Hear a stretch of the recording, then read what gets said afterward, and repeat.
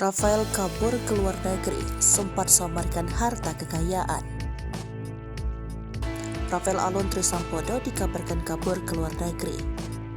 Hal itu disampaikan oleh Ketua Pusat Analisis dan Transaksi Keuangan Ivan Yustiavandana, Senin 6 Maret 2023. Ia mengatakan pihaknya mendengar laporan ayah Mario Dandi saat ini berada di luar negeri.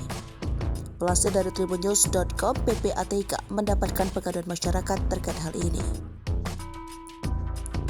Mantan pejabat eselon 3 Ditjen Pajak tersebut juga diduga telah menggunakan nomininya jasa konsultan pajak untuk melakukan pencucian uang guna menyamarkan sumber harta kekayaannya. PPATK juga menemukan peran konsultan pajak yang bekerja untuk Rafael Alun Trisambodo. Menurut PPATK, konsultan pajak tersebut berisi mantan pegawai pajak. Namun, Ivan Yustiavandana belum merinci detail identitas mantan pegawai pajak yang diduga turut bekerja sebagai konsultan Rafael Alun Trisambodo. PPATK menyebut jumlah dana di rekening konsultan pajak tersebut terbilang sangatlah besar. Saat ini, PPATK telah memblokir rekening konsultan pajak Rafael Alun Trisambodo. Konsultan pajak tersebut diduga berperan sebagai nomina Rafael Alun Trisambodo. PPATK juga memblokir sejumlah rekening yang disinyalir berkaitan dengan Rafael Alun Trisambodo.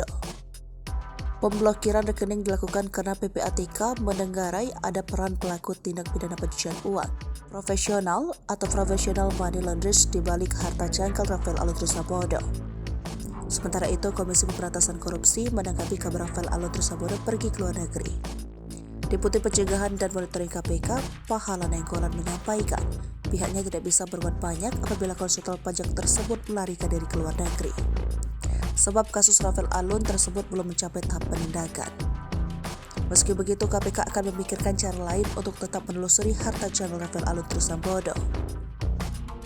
Diketahui harta kekayaan Rafael Alun Trisambodo menjadi sorotan setelah anaknya Mario Dandi menganiaya Kristalino David Ozora 17 tahun, anak pengurus JP Ansor Jonathan Latumahina. Rafael yang sebelumnya merupakan pejabat eselon 3 di Ditjen Pajak tercatat memiliki harta kekayaan mencapai 56,1 miliar. Sebagaimana laporan harta kekayaan penyelenggaraan negara per 31 Desember 2021. Angka fantastis ini membuat banyak pihak menaruh curiga, termasuk KPK. Harta kekayaan Rafael antara lain 11 aset tanah dan bangunan, 2 kendaraan senilai 425 juta, serta surat berharga. Sementara itu, Rafael terdaftar sebagai pejabat publik eselon 3, yang mana gajinya kisaran 2.900.000 hingga 5.200.000 dengan tunjangan kinerja sebesar 46 juta.